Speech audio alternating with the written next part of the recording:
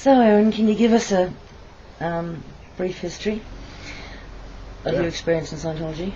What happened is, I'm 35, I was born in 1974, and my parents were in Scientology. So I actually did a couple of courses, but wasn't really involved that much with Scientology until I was 15. And when I turned 15, I actually joined on staff and became a member of the Sea organisation at the age just after my 15th birthday. Yeah. And I stayed there until I was 21. So I did 6 years for them. And then after that I was involved in Scientology again for another year and a half before I finally left it for good.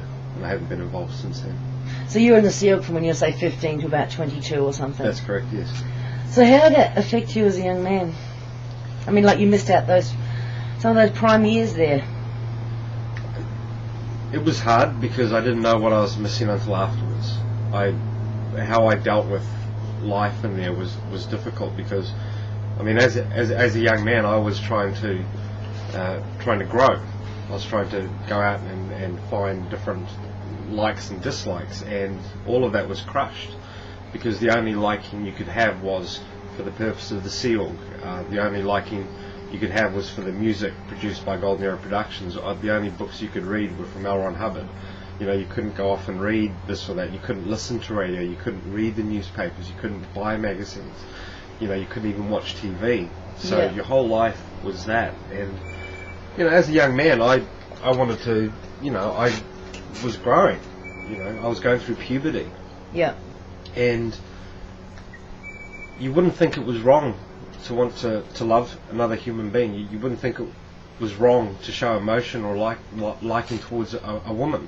Yeah. And the moment you do that in there, you're punished.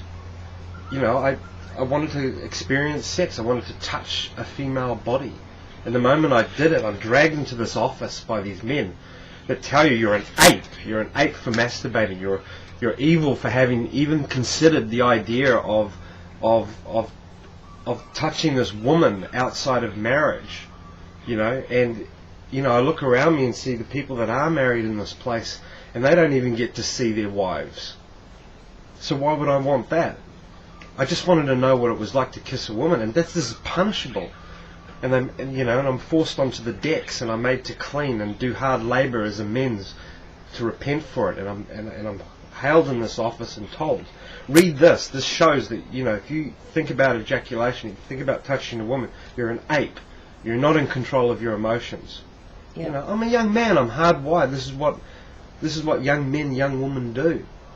And you're left there with choices. How do I handle this? How do I resolve not wanting to express this desire? So you come up with a solution. Yeah. And the solution was horrible. I have to stop wanting sex. I have to stop it because, and then when you try to stop wanting it, they take you in an interrogation, and the thought of wanting to have sex, well, the thought leads to the action, therefore don't even have the thought. Right. So how do you deal with this? How does your mind cope? Well, I started to comprehend things. I'd get an erection, and I'd think of something like cockroaches, or a horror film, or vampires, or anything, something that would make me go like that, so that I could turn it off and let my erection go down. I wore tight pants, tight underwear, so that it would crush and cut off the blood there, so that it couldn't act, so it couldn't do what it was supposed to do, which was grow and erect and make me want to go off and have hormones. Yeah. You know, anything that turned that on, I wanted to turn it off. Yep. And this goes on and on and on, and eventually your mind identifies sex with real pain, because the action results in such pain in this organisation, in Scientology management, it results in such punishment that it is evil for you to do this. Yeah. This is a fundamental dynamic and a right of a human being, and a desire, and, you know, it's gone. It's crushed. And while everyone else out there was going through that between their great teenage years and experiencing and finding out true love, I was finding out what it was like to be punished for the thought. Yeah. Of it. So after you left the SEAL, say when you were 22, how did that affect you then? I mean, how did you cope with that after that? Can you imagine? I'd been doing it for so long, having these images in my mind to turn me off from having sex. That when it actually came time to be with a woman properly outside the church confounds and have sex, Yep. I had to have the lights off. Not for some arousal reason.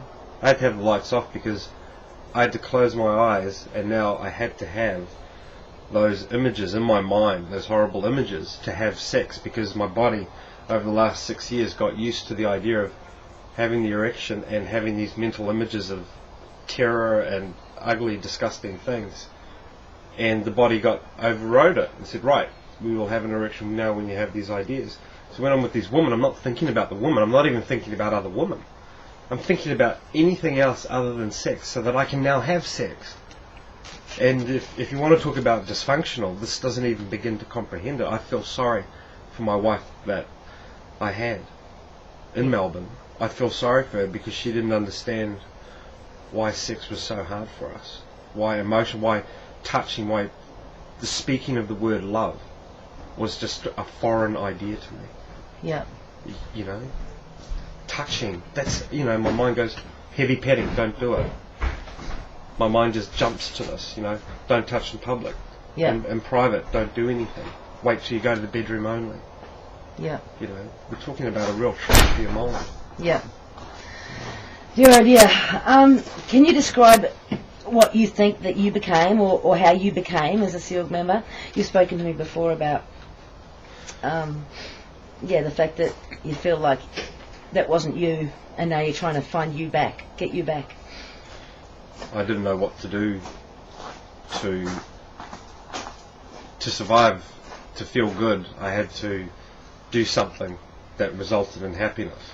And when you're in an environment that only rewards you when you've done what is needed to be done, as opposed to what you think should be done or what is right. After years of that, you decide, I'm going to do what I need to in order to get an applaud. I'm going to do what I need to in order so I can sit down and be in peace. And often those things, unfortunately, meant, in my position there in the church, being always in the communications office, always in charge of ethics and morality issues for staff, with such a heavy burden on punishment and making people do what they wanted to do. That's where I got my enjoyment from. I didn't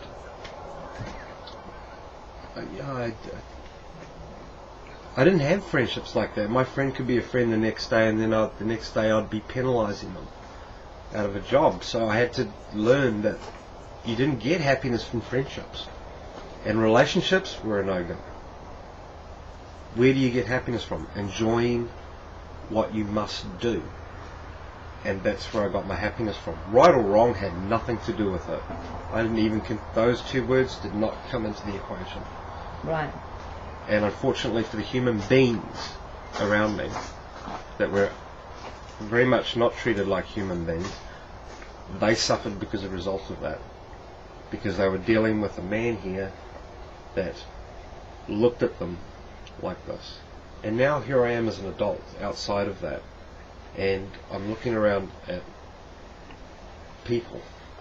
They're no longer assets. They're no longer parts of a machine. They demand respect. They want to be treated like a living thing. I'm still trying to get there. I'm sorry, but for 6 years of my life, non-stop, every day, assets. They're parts of a machine, and I must make them work. So you didn't consider, or you didn't view them as people with feelings, or... Well, you can't, no, because even the concept of dealing with their feelings, or am I going to ignore their emotions, didn't even come into the equation anymore. What has that got to do with what I've got to do for the church? I'm sorry, I have got to get this product, I have got to get this done. Their consequence of how they felt about it can't be part of the equation. And it can't be part of my equation. I got to a point where I didn't lose sleep. If I asked this person to have an abortion, I didn't lose sleep. I didn't even think twice after it. My only consideration was, God, I don't have to fill that post again with another person because they're going to abort. Or if they did decide that they were going to have the baby, then I was going, Christ, I have to hire someone to replace them. There was no joy, there was no celebration, there was no